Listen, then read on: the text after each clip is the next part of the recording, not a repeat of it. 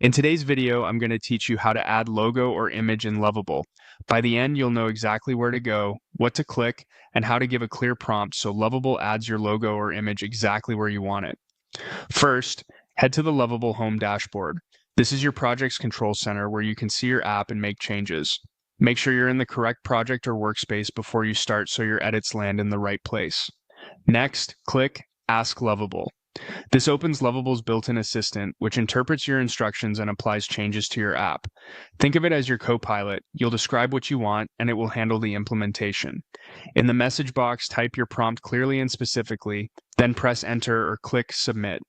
The more detail you provide, the better the result. For example, you might say, add a logo to the top left of the header, 40 pixels tall, with some left and top padding, and link it to the home page.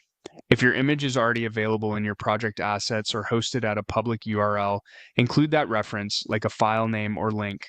You can also mention preferred formats like PNG or SVG and include alt text for accessibility, such as company logo.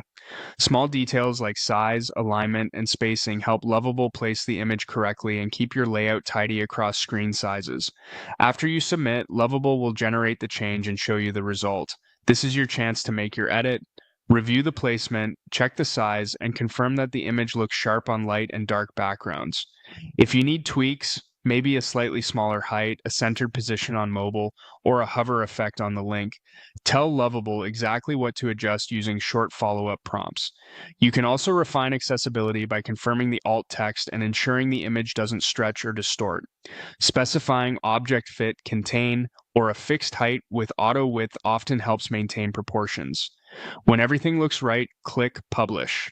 Publishing saves your changes and applies them to your app, making the new logo or image live.